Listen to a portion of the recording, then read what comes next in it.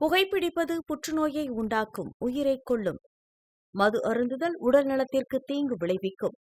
பாதுகாப்பாக இருப்பீர், மது அருந்திவிட்டு வாகனம் ஓட்டாதீர்.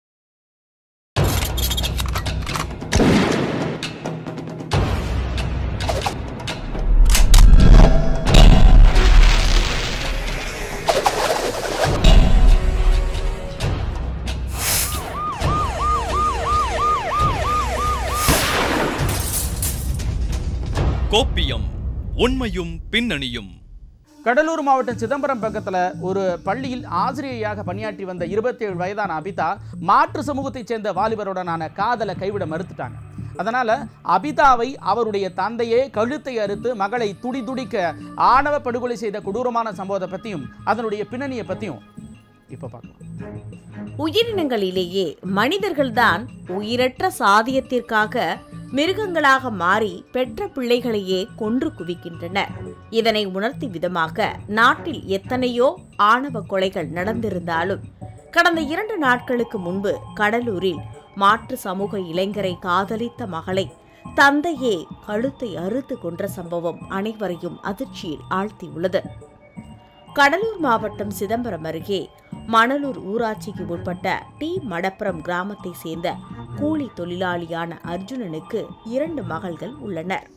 இந்நிலையில் 27 வயதான மூத்த மகள் அபிதா பட்டய படிப்பு படித்துவிட்டு தனியார் பள்ளியில் ஆசிரியையாக பணிபுரிந்து வரும் நிலையில் தந்தை அர்ஜுனன் அபிதாவிற்கு வரன் பார்த்து வந்துள்ளார். ஆனால் அபிதா கடந்த 5 வருடமாக மாற்று சமூகத்தை சேர்ந்த இளைஞரை காதலித்து வந்துள்ளார். இதனால் திருமணத்திற்கு மறுப்பு தெரிவித்து வந்த நிலையில் தந்தை அர்ஜுனன் மகளின் காதலுக்கு எதிர்ப்பு தெரிவித்து வந்துள்ளார். ஆனாலும் அபிதா தன்னுடைய காதலனுடன் பேசி வந்துள்ளார். இதனால் பலமுறை வீட்டில் தகராறு இருந்து வந்துள்ளது. இந்நிலையில்தான் கடந்த வியாழக்கிழமை அபிதா கோபித்துக் கொண்டு வீட்டை விட்டு வெளியேறியுள்ளார். பின்னர் தகவல் அறிந்த அபிதாவின் அண்ணன் தங்கையை சமாதானம் செய்து வீட்டிற்கு வரும்படி அழைத்துள்ளார். ஆனால் மீண்டும் அபிதாவிற்கும் தந்தை அர்ஜுனனுக்கும் வாக்குவாதம் ஏற்பட்டுள்ளது. இந்த நிலையில் வீட்டில் யாரும் இல்லாததை பயன்படுத்திக் கொண்ட அர்ஜுனன் பெற்ற பெண் என்று கூட பார்க்காமல் உருட்டுக்கட்டையால் மகள் அபிதாவின் தலையில் ஓங்கி அடித்துள்ளார். அதில் அவர் மயங்கி விழுந்த நிலையில் அருகில் இருந்த கத்தியை எடுத்து கழுத்தை அறுத்து படுகொலை செய்துள்ளார். பின்னர் இரத்தக்கரை இல்லாமல் குளித்துவிட்டு வேறு உடைகளை மாற்றிக்கொண்டு டாஸ்மாக் கடைக்கு சென்று மது குடித்துவிட்டு போதை தலைக்கேறிய நிலையில் காவல் நிலையத்திற்கு சென்று தனது மகளை கொலை செய்து விட்டதாக கூறி சரணடைந்துள்ளார். அப்போது போலீசார் அவரிடம் விசாரணை நடத்த முயன்றுள்ளனர். ஆனால் மது போதையில் இருந்ததால் அர்ஜுனனை போலீசார் விசாரணை செய்ய முடியாமல் காட்டுமன்னார் கோவில் அரசு மருத்துவமனைக்கு அழைத்து சென்று சிகிச்சை அளித்து வந்தனர். போதை தெளியும் வரை காத்திருந்து விசாரணை செய்ததில் மகளுக்கு பெரிய பெரிய வரன்கள் வந்ததாகவும், ஆனால் அவர் வேறு ஒரு நபரை காதலித்து வந்ததால் ஆத்திரத்தில் கொலை செய்து விட்டதாக அர்ஜுனன் போலீசாருக்கு வாக்குமூலம் கொடுத்துள்ளார். வாக்குமூலத்தின் அடிப்படையில் வழக்கு பதிவு செய்த போலீசார் காட்டுமன்னார் கோவில் நீதிமன்றத்தில் ஆஜர்படுத்தி கடலூர் மத்திய சிறையில் அடைத்தனர்.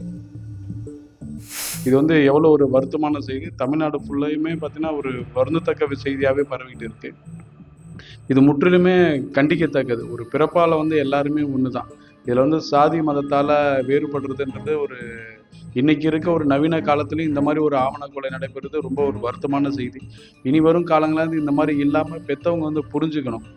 யாராக இருந்தாலும் ஒரு பெண்ணை திருமணம் பண்ண போகிறது ஒரு ஆண்மகன் தான். அந்த ஆண்மகன் வேற்று சம்மதமாக இருந்தாங்கன்னா யாராக இருந்தாங்கன்னா நமக்கு சரியாக செட் ஆகிறாங்களா நல்ல மாப்பிள்ளையா அப்படின்னு சொல்லி பார்த்துட்டு கொடுக்கறதுல ஒன்றும் தவறு இல்லை. இது இன்னைக்கு இருக்க சூழ்நிலையிலையும் இந்த மாதிரி ஒரு ஆவண கொலை ஒரு உயிரை சாதாரணமாக ஒரு கொலை பண்ணி மாச்சிட ஒரு பெத்த தகப்பனை 27 வயசு கஷ்டப்பட்டு அந்த அம்மாவை வளர்த்துருப்பாரு. எப்படிலாம் பார்த்து அந்த பொண்ணை தன் மகளை இப்படிலாம் பார்த்து வளர்த்துருப்பாரு. ஒரு அறியாமையிலும் ஒரு முரட்டுத்தனமான ஒரு கோவத்தன்மையால் ஒரு பெத்த பெண்ணையும் பார்க்காம அவர் கொலை பண்ணிடுறாரு. அப்படி என்ன ஒரு ஜாதி அவரை தடுக்குது அப்படின்னு தெரியல. ஒரு மகளோட சந்தோஷம், அந்த மகளோட சந்தோஷத்துக்காக தான் இவ்வளவு நாள் அவர் கஷ்டப்பட்டு கூலி தொழிலாளியாக இருந்திருக்காரு. அவர் வளர்த்துட்டு வந்திருக்கிறார். அப்படிப்பட்ட ஒரு மகளை கொலை பண்ற அளவுக்கு அவருக்கு ஒரு ஜாதி வெறி ஒரு வன்மத்தை தூண்டி இருக்குது. இது ஒரு பெரிய ஒரு வருத்தமான செய்தியா. ஒரு அறியாமையில பண்ணாரா இல்ல வெறியில பண்ணாரா அப்படின்றது தெரியும். ஒரு பெத்த மகளை தாண்டியுமே ஒரு ஜாதி வெறி வந்து அவர் கண்ணை மறைச்சிருக்கு அப்படின்றது ஒரு ரொம்ப ஒரு பேசுறதுக்கு ஒரு கஷ்டமா இருக்கிற ஒரு செய்தி. சாதியம் அப்படிங்கிறது என்றைக்குமே மனிதனுக்கு எதிரானதும் அவனுடைய உயிரை கொல்லும் அப்படிங்கிறத மீண்டும் மீண்டும் நடக்கக்கூடிய ஆணவ கொலைகள் இந்த சமூகத்துக்கு உணர்த்திட்டு இருக்கு. ஆனாலும் கூட திருந்தாத சிலர் பிள்ளைகளின் வாழ்க்கையில் அக்கறை காட்டாம எதற்குமே பயனற்ற சாதியத்தை தலையில தூக்கி வச்சுக்கிட்டு மனித வாழ்க்கையை காலில் போட்டு நசுக்கிறது மனித இனத்தின் சாபம் அப்படிங்கிறத மறுக்கவே முடியாது. கோப்பியம், உண்மையும் பின்னணியும்.